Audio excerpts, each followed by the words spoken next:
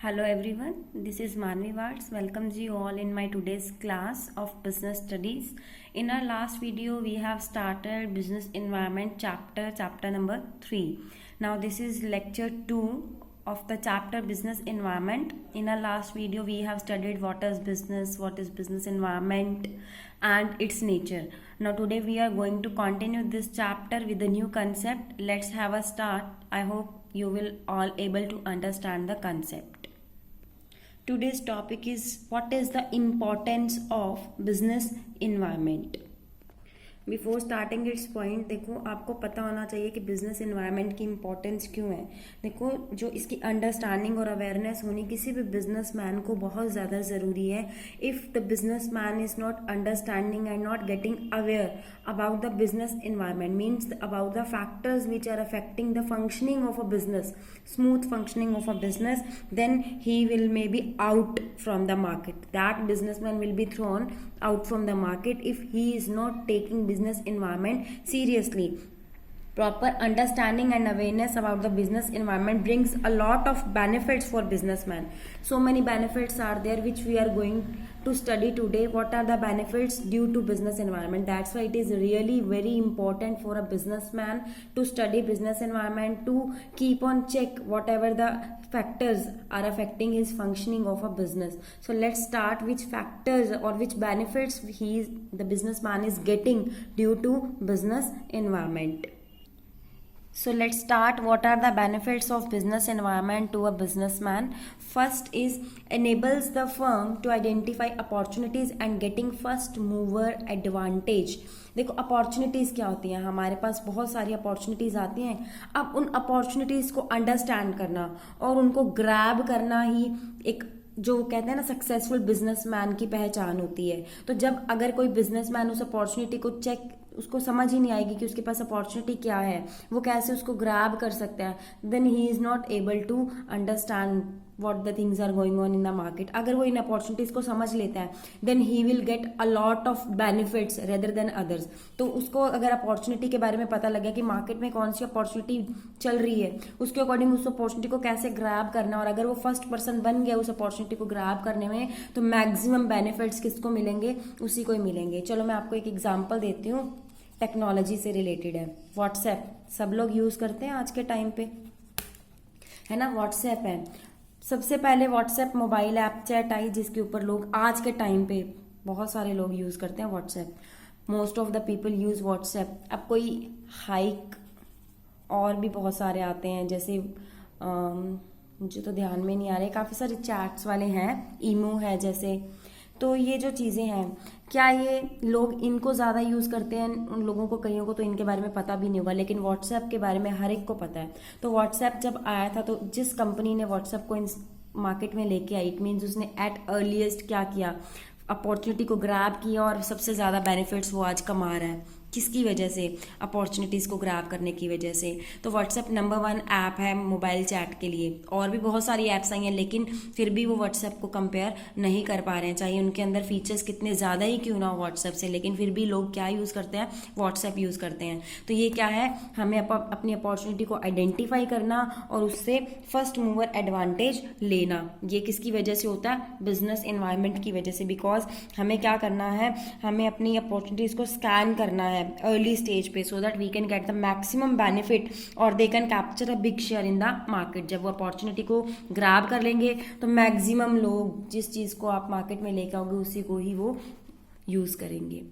Second, helps the firm to identify the threats. Threats means आने वाली मुसीबतें पहले ही पता लग जाए, एंड अर्ली वार्निंग सिग्नल. अगर हमें पहले से ही मुसीबतों के आने का पता लग गया और हमें वार्निंग्स मिल गई कि ये नेगेटिव पॉलिसीज आ रही हैं, तो उनको हमें क्या करना होगा? पॉजिटिविटी में कन्वर्ट करना होगा. अगर हम उन थ्रेट्स को सीरियसली नहीं लेंगे, तब तक हम अपने बिजनेस से मैक्सिमम बेनिफिट्स नहीं ले पाएंगे. So the businessman has to scan the threats and he has to cover up all these warning signals, and he must take necessary steps and whatever the qualitative information he is getting as warning signal, he must compare it with others and try to get over it. This was the second importance of business environment, helps the firm to identify the threats. जो भी मुसीबतें आ रही हैं early warning signal के through उनको पहले पता लग जाएंगी बिजनेस एनवायरनमेंट की वजह से, तो उनको कैसे आइडेंटिफाई करना है, उनसे कैसे बाहर निकलना है, ये किसके कंट्रोल में है, बिजनेसमैन के कंट्रोल में है. Helpful in tapping and assembling resources.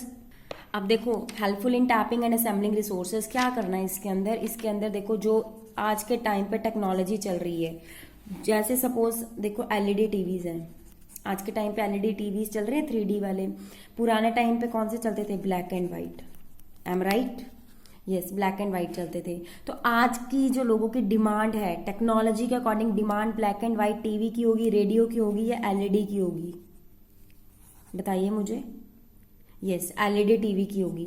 तो एलईडी टीवी की डिमांड होगी आज के टाइम पे, तो क्या कोई businessman black and white TV का मटेरियल रिसोर्स असेंबल करेगा? नहीं. उसको कैसे पता चला, उसने क्या किया, टैप किया, स्कैन किया बिजनेस एनवायरनमेंट को, टेक्नोलॉजी के बारे में नॉलेज ली कि मार्केट में किस चीज़ की डिमांड है, फिर उसके अकॉर्डिंग उसने क्या किया, उसके इनपुट्स को, उसके रॉ मटेरियल को, उसकी मशीनरी को, फाइनेंस को, सब चीज़ों को अरेंज किया और अपने प्रोडक्ट को टाइमली अवेलेबल कराया मार्केट के अंदर. तो ये क्या करता है, क्या बेनिफिट प्रोवाइड करता है, राइट रिसोर्स को अवेलेबल कराता है at the right time. Next is help to adjust and adapt with rapid changes. देखो आज का जो टाइम है टेक्नोलॉजी वाला टाइम है ना, तो टेक्नोलॉजीज क्या हो रही है, डे टू डे चेंजेस हो रही हैं. अगर टेक्नोलॉजी के साथ साथ हम खुद को चेंज नहीं करेंगे तो हमारा बिजनेस पीछे रह जाएगा. तो हमें क्या बनना पड़ेगा, इनोवेटिव बनना पड़ेगा, लेटेस्ट टेक्नोलॉजी के अकॉर्डिंग चलना पड़ेगा. अगर हम लेटेस्ट टेक्नोलॉजी के अकॉर्डिंग नहीं चलेंगे तो हमारा बिजनेस बैक रह जाएगा, लोग हमारी गुड्स की डिमांड नहीं करेंगे. तो हमें क्या करना पड़ेगा, एडजस्ट करना पड़ेगा, अडाप्ट करना पड़ेगा जो भी मार्केट में चेंजेस आ रहे हैं. मैं आपको एग्जांपल देती हूँ. पहले क्या होता था, जो 19 से पहले लोग हैंडीक्राफ्ट गुड्स खरीदते थे, हाथों से बनी हुई चीज़ें लेते थे. तब हमें लेबर की जरूरत पड़ती थी, तो कौन सी टेक्निक चलती थी, लेबर इंटेंसिव. जैसे जैसे वेस्टर्न कल्चर आया, लोगों ने मशीन से बनी चीज़ें खरीदनी शुरू करी, तो उसको हमने क्या बोला, कैपिटल इंटेंसिव टेक्निक, मशीन से बनी हुई चीज़ें. टाइम के साथ साथ बिजनेसमैन ने टेक्निक्स चेंज कर ली. अगर वो लेटेस्ट टेक्नोलॉजी के अकॉर्डिंग काम नहीं करेगा तो लोग उसकी चीज़ों को नहीं खरीदेंगे. तो उसको क्या करना पड़ेगा, उसको अपने फाइनेंस को अरेंज करके रखना पड़ेगा. अब ये सब स्कैन करना पड़ेगा कि टेक्नोलॉजी चेंज आ रही है या नहीं, किस तरह की टेक्नोलॉजी आ रही है. तो it means he has to scan the business environment and he make himself available to adjust and adapt with the rapid changes whatever coming in the business. और बिजनेस डायनामिक इन नेचर होता है, हमें changes के according चलना पड़ता है. तो ये भी क्या हो गया, डायनामिक हो गया. नेक्स्ट देखो,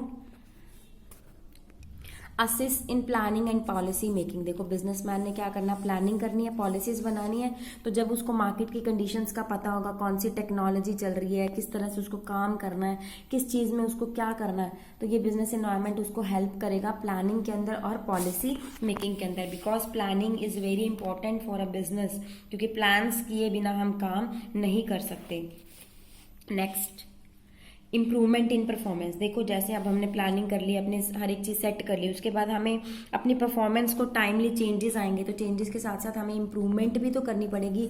और कुछ चीज़ों में तो ये होता है कि हमारी इम्प्रूवमेंट होती है. ये सब चीज़ें चेक करने में कौन हेल्प करता है, बिजनेस एनवायरनमेंट हेल्प करता है कि वेदर वी आर इम्प्रूविंग और नॉट, हमारे प्रॉफिट्स इंक्रीज हो रहे हैं या डिक्रीज हो रहे हैं. ये इम्प्रूवमेंट हमें कौन बताएगा, बिजनेस एनवायरनमेंट का ये बेनिफिट है जो क्या करता है, हमें अपनी परफॉर्मेंस के बारे में हेल्प करता है. तो ये थी importance, benefits provided by the business environment.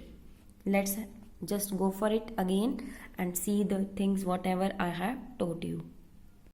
Okay, so now let's start our next topic, dimensions of business environment. So see what is dimensions of business environment. Dimensions of business environment होता क्या है? Dimensions of business environment means all the factors, जितने भी factors हैं, forces हैं या institutions हैं which have direct और indirect influence over the business, जिनका डायरेक्टली और इनडायरेक्टली बिजनेस को क्या कर रहे हैं, इन्फ्लुएंस में लेके आ रहे हैं, अफेक्ट कर रहे हैं. All those forces, factors and institutions are the dimensions of the business environment. Generally देखो बिजनेस एनवायरनमेंट जो है मोस्ट इम्पॉर्टेंट डिमेंशन है। जनरल एनवायरनमेंट हमारे बिजनेस एनवायरनमेंट की मोस्ट इम्पॉर्टेंट डिमेंशन है, जो ऐसी डिमेंशन है बिजनेस को इन्फ्लुएंस भी करती है, और उसके जो कंपोनेंट्स हम चेंज नहीं कर सकते, हम प्लान्स को चेंज नहीं कर सकते, हम पॉलिसीज को चेंज नहीं कर सकते जो भी जनरल एनवायरनमेंट में हो रही हैं। तो वो कौन कौन से डिमेंशंस है जनरल एनवायरनमेंट की हम पढ़ते हैं। फर्स्ट है economic environment, second social environment, third political environment, fourth legal environment and fifth technological environment. ये ऐसे जनरल एनवायरनमेंट के कंपोनेंट्स हैं विच कैन नॉट इन्फ्लुएंस और चेंज द कंपोनेंट्स, हम जिसको ना तो चेंज कर सकते हैं, ना ही अपनी मर्जी से इन्फ्लुएंस कर सकते हैं, ना ही इनके प्लान्स और पॉलिसीज को चेंज किया जा सकता है। फर्स्ट है economic environment. Economic environment refers to all the forces and factors which directly influence the economy of a country। Economy जैसे फॉर एग्जाम्पल जीडीपी लेवल है, पर कैपिटा इनकम है, क्या आप इनको चेंज कर सकते हो? नो। टैक्स चेंज हो गए हैं, गवर्नमेंट ने टैक्स चेंज कर दिया, तो क्या बिजनेसमैन उस टैक्स रेट को चेंज कर सकता है? Not at all. तो ये क्या है, हमारे इकोनॉमिक एनवायरनमेंट है जो बिजनेसमैन चेंज नहीं कर सकता, लेकिन ये बिजनेसमैन को इन्फ्लुएंस बहुत ज़्यादा करते हैं। जैसे थोड़ा टाइम पहले डीमोनेटाइजेशन हुई थी, 500 और 1000 के नोट बंद हो गए थे, तो क्या उसको कोई रोक सकता था? नो। इसने इंडियन इकोनॉमिक एनवायरनमेंट में बहुत ज़्यादा चेंजेस लेके आया था, इसने बहुत ज़्यादा हिट किया था हमारी इंडियन इकोनॉमी को। अब देखो, अगर इन्फ्लेशन रेट हाई हो जाए तो हमारी कॉस्ट ऑफ प्रोडक्शन इंक्रीज हो जाएगी। इकोनॉमिक्स में आप पढ़ते हो, तो क्या ये चीज़ें हमारे कंट्रोल में है? नो। ये इकोनॉमी का पार्ट है, तो क्या बिजनेसमैन इनको कंट्रोल कर सकता है? Not at all. आरबीआई ने कुछ इंटरेस्ट रेट्स चेंज कर दिए, प्राइवेट सेक्टर पब्लिक सेक्टर का जो रोल है उसने उसके अंदर कुछ ना कुछ चेंजेस ले आए, बैंकिंग सेक्टर में कुछ रिफॉर्म्स आ गए। तो ये सारी चीज़ें ऐसी हैं, बैंक लोन दे रहा है उस पर rate of interest increase decrease कर दिया। जो मनी वैल्यू है, रुपये की जो वैल्यू है, वो देखो कभी डॉलर रेट इंक्रीज हो जाता है, डिक्रीज हो जाता है, तो क्या आप इसको कंट्रोल कर सकते हो? नो। तो ये हमारे कौन से फैक्टर्स हैं? इकोनॉमिक एनवायरनमेंट है। Next social environment. Social environment is related to customs and traditions. Country के कस्टम्स और ट्रेडिशन से रिलेटेड है, जो हमारी सोसाइटी को काफ़ी ज़्यादा अफेक्ट करता है। बिजनेस में ये काफ़ी ज़्यादा रोल प्ले करता है। देखो इसके अंदर क्या क्या चीज़ें आती हैं, स्टैंडर्ड ऑफ लिविंग, कस्टमर का टेस्ट, प्रेफरेंस, तो ये सारे सोसाइटल फैक्टर्स। एजुकेशन लेवल, लोग पढ़े लिखे हैं तो जिन चीज़ों के बारे में उनको नॉलेज होगी उन्हीं को खरीदेंगे, ऐसे ही वो किसी भी प्रोडक्ट को नहीं खरीद लेंगे। तो ये काफ़ी सारी चीज़ें हैं जो हमारे बिजनेस को अफेक्ट करती हैं सोशल एनवायरनमेंट के अंदर। फॉर एग्जाम्पल, अब जैसे दिवाली होती है, कोई फेस्टिवल आ जाता है, ईद आ जाती है, क्रिसमस आ जाती है, तो उस टाइम पर स्वीट्स और ग्रीटिंग कार्ड्स की डिमांड बहुत ज़्यादा बढ़ जाती है। तो ये कौन सा फैक्टर है? Social environment. नेक्स्ट है political factor. This factor is related to government, means authority से रिलेटेड है। गवर्नमेंट कोई भी काम कर रही है, हमारी गवर्नमेंट चेंज हो रही है, स्टेबल नहीं है, तो वो भी हमारे फैक्टर काफ़ी अफेक्ट करते हैं, क्योंकि गवर्नमेंट चेंज होगी तो पॉलिसीज़ चेंज होंगी, जो पॉलिसीज़ चेंज होगी तो हमें उसके अकॉर्डिंग काम करना पड़ेगा। Legal environment, laws, rules, regulations जो गवर्नमेंट ने बना दिए हैं, जैसे कॉन्स्टिट्यूशन है, उसके अकॉर्डिंग चलना पड़ता है हमें। तो जो अगर हमें जैसे अब आप लोगों ने पार्टनरशिप पढ़ा, तो पार्टनरशिप के लिए पार्टनरशिप एक्ट 1932 था, वैसे ही आप इस बिजनेस स्टडीज का लास्ट चैप्टर है कंज्यूमर प्रोटेक्शन एक्ट 1982। तो ये इस तरह से कुछ एक्ट बनाए गए हैं, उनके जो रूल्स रेगुलेशंस दे दिए गए हैं, उसी के अकॉर्डिंग ही बिजनेस को काम करना पड़ेगा। जैसे एडवर्टीजमेंट्स में, कि आप एडवर्टीजमेंट्स दे रहे हो तो ध्यान से एडवर्टीजमेंट्स दोगे। जैसे उसके अंदर आता ना, अल्कोहल की जो एडवर्टीजमेंट है प्रोहिबिटेड है, आप अल्कोहल को एडवर्टाइज नहीं कर सकते। जैसे तंबाकू, सिगरेट्स, इन चीज़ों को जो इनकी लेबलिंग के ऊपर लिखा होता है, तंबाकू consumption is injurious for health, cigarette smoking is injurious to health, it can cause cancer, ये सारी चीज़ें क्या है, स्ट्रेट वार्निंग है। जो ये सारी रूल्स हैं जो बिजनेसमैन को फॉलो करने पड़ते हैं इस तरह के प्रोडक्ट्स को बेचने वक्त। तो लीगल जो गवर्नमेंट ने रूल्स रेगुलेशंस बनाए उनके अकॉर्डिंग ही हमें चलना पड़ेगा। Next technological environment. Techniques change होती रहती हैं, तो टेक्निक्स के अकॉर्डिंग हमें अपने बिजनेस को चेंज करना पड़ेगा। आजकल ऑनलाइन शॉपिंग बहुत चल गई है, तो पहले customers door to door goods खरीदते थे, अब ऑनलाइन खरीदने लग गया, तो उनके अकॉर्डिंग इन चीज़ों को हमें अडाप्ट करना पड़ेगा, इन चेंजेस को। Let's have a look one by one these environment.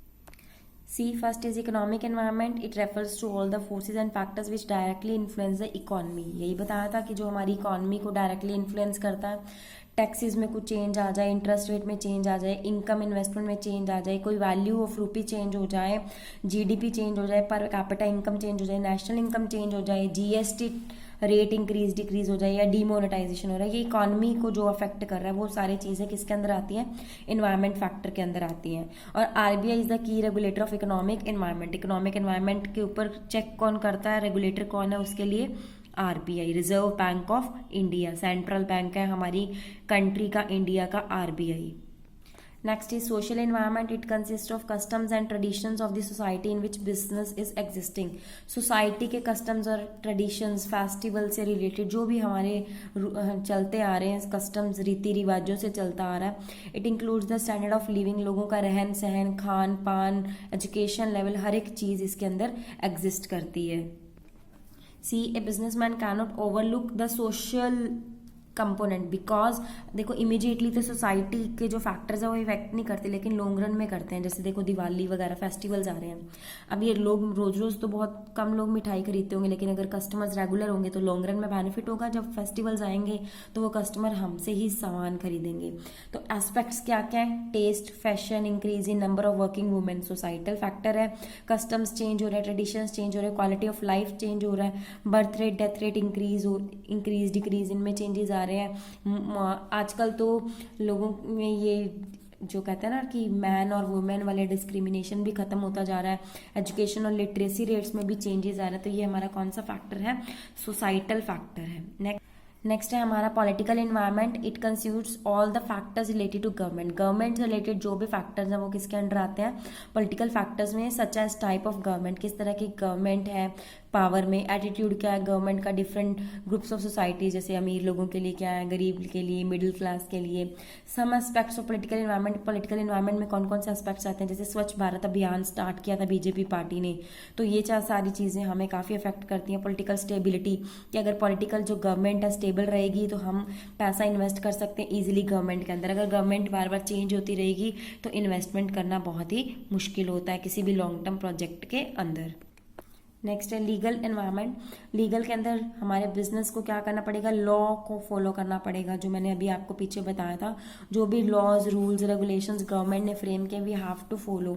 जो भी various laws and legislation act है, एडमिनिस्ट्रेशन ऑर्डर है, चाहे वो सेंट्रल गवर्नमेंट ने बनाया, स्टेट गवर्नमेंट ने या लोकल गवर्नमेंट ने, हमें सारी चीज़ों को फॉलो करना होगा. हमें कीप चेक करना होगा. एडवर्टीजमेंट में जैसे अल्कोहल की एडवर्टीजमेंट प्रोहिबिटेड है तो इसकी आप एडवर्टीजमेंट नहीं कर सकते. वार्निंग्स जो लेबल पे प्रिंट करनी होती है, ये सारी चीज़ें लॉज में जो भी रूल्स रेगुलेशंस बनाए गए हैं इन सब का हमें ध्यान रखना होगा. सारे रूल्स रेगुलेशंस हर एक चीज़ का ध्यान रखना होगा. ये था हमारा बिजनेस एनवायरनमेंट की डिमेंशंस. Thank you.